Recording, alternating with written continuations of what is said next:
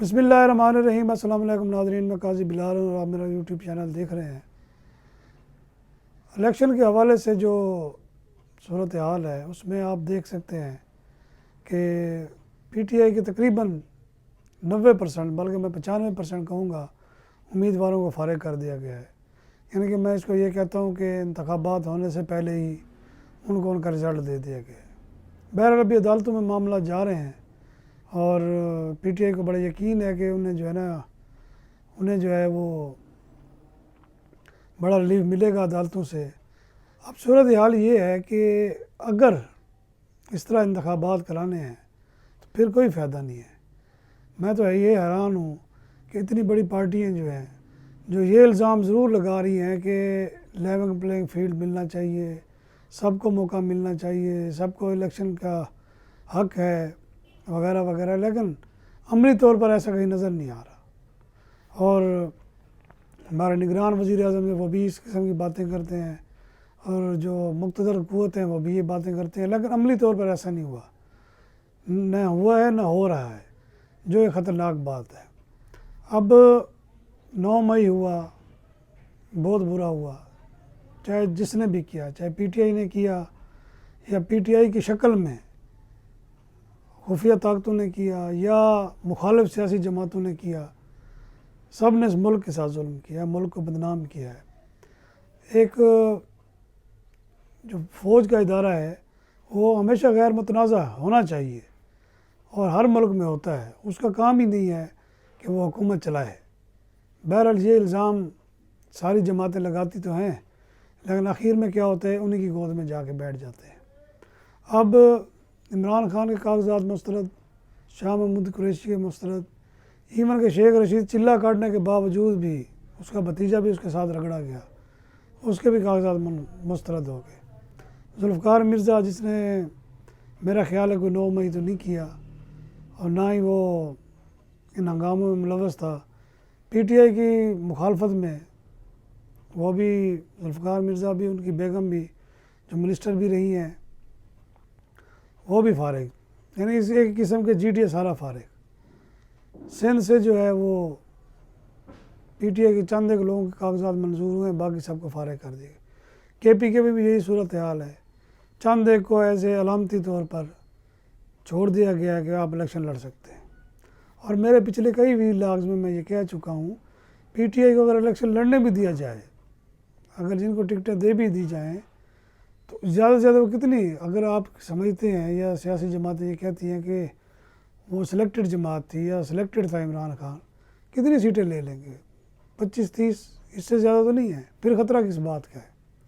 دوسری جانب میاں نواز شریف کوئی جلسہ نہیں کر رہے، انہوں نے شہباز شریف کو آگے لگایا ہوا ہے اور مریم نواز کو، اور ایک میں تو نون لیگ کو یہاں تک بھی کہتا ہوں، یہ صرف فیصل آباد، گوجرانوالا، سیالکوٹ اور لاہور کی جماعت ہے، اس کے علاوہ اس کے پاس کچھ بھی نہیں ہے۔ گنے چنے وہی بندے ہیں اپر پنجاب کے، باقی ان کے پاس کچھ بھی نہیں ہے، نہ جنوبی پنجاب میں ان کی سہ ہے، اور کیپٹن صفدر کی مہربانی سے ہزارہ میں ان کو سیٹیں مل جاتی ہیں۔ ادروائز میرا نہیں خیال کہ اس کے پاس کوئی اپنی طاقت ہے، اصل جو طاقت ہے وہ نہیں ہے۔ پیپلز پارٹی کا آپ حالت دیکھ لیں، وہ کمپرومائز کر لیتی ہے کہ اس کو سندھ دے دیا جائے، اور اس میں وہ کافی حد تک کامیاب بھی ہو گئی ہے۔ سندھ کے علاوہ اس کو اور کچھ چاہیے ہی نہیں، کبھی اس نے مرکز میں یا لاہور میں حکومت بنانے کے لیے محنت کی ہی نہیں ہے۔ ابھی آپ دیکھ لیں اسلام آباد میں ان کا کوئی نمائندہ نہیں ہے، نیئر بخاری صاحب ہیں، بس جنرل سیکرٹری ہونے کی وجہ سے، مقامی ہونے کی وجہ سے وہ بس متحرک ہیں، بصورت دیگر کچھ بھی نہیں ہے۔ مولانا فضل الرحمان 4-5 سیٹیں ان کو مل جاتی ہیں، وہ بھی خوش ہو جاتے ہیں۔ یہ سیاست ہو رہی ہے۔ اگر ایک قومی جماعت بنی ہے، چاہے جس کو یہ کہتے ہیں سلیکٹڈ حکومت تھی یا جو بھی تھا، وہ پی ٹی آئی تھی، اس کے ہر صوبے میں بلوچستان کو چھوڑ کے وہاں بھی وہ اتحاد بنا کے کچھ نہ کچھ کر لیتے تھے۔ کراچی میں انہوں نے بڑا ڈنڈ ڈالا یا ڈلوایا گیا، اب اگر ڈلوایا گیا تو پھر آنے دیں میدان میں، پھر تو ان کی کوئی صحیح نہیں ہے نا، اگر دیکھا جائے تو عمران خان زیرو ہے۔ پھر چلو عمران خان جیت جاتے ہیں، ان کے سارے بندے تو نہیں جیت سکتے۔ یہ جو ایک زبردست انہوں نے فکرہ کہا شاہ محمود قریشی کی بیٹی نے کہ ہماری کمپین تو جو ہے وہ حکومت خود چلا رہی ہے یا آئی ایس آئی چلا رہی ہے، ہمیں کیا ضرورت ہے جلسے کرنے کی، ہمیں اتنا مظلوم انہوں نے بنا دیا ہے کہ لوگ ہمارے ساتھ بغیر ووٹ مانگے بھی ووٹ دینے کے لیے تیار ہیں، اور یہ ایک بڑی خطرناک چیز ہے۔ اب بعض اینکرز نے یہ بھی کہا کہ جناب یہ لوگ پہرا دیں گے ووٹ پر، یعنی کہ یہ نہیں ہوگا کہ جناب ووٹ ہوئے لوگ چلے گئے، ایون کہ لوگ اب اس طاق میں ہوں گے کہ کہاں سے بے ایمانی ہوتی ہے، بشرط یہ ہے کہ اس دن کیا ہوتا ہے۔ بہرحال جو سامنے سینیریو آ رہا ہے اس میں تو یہی لگ رہا ہے کہ نون لیگ اور Noon League, Peoples Party second, J U I اور باقی جماعتیں تھرڈ ہیں۔ پی ٹی آئی کو بظاہر کہیں سے بھی یہ جو ہے نا آگے نہیں آنے دے رہے، اور ان کی یہ کوشش ہے کہ پی ٹی آئی کو جو ہے نا وہ آؤٹ کر دیا جائے، واش آؤٹ کر دیا جائے۔ اب کل سے عدالتیں مکمل کھل جائیں گی اور یہ جب اپیلیں جائیں گی، میرا نہیں خیال کہ عدالتیں جو ہیں کسی بھی قسم کا تھوڑا سا بھی لکونہ ہوا تو وہ پی ٹی آئی کو ضرور جو ہے نا وہ اس کی حمایت کرے گی،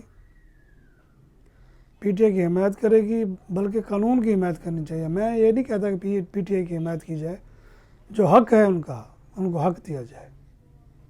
اور اس وقت ملک بہت ہی کرائسس کا شکار ہے۔ اب آئی ایم ایف کی جو 11 جنوری کو میٹنگ ہے تو میرا نہیں خیال کہ وہ کسی قسم کا کوئی ریلیف دیں گے جب تک نئی حکومت نہیں بنتی۔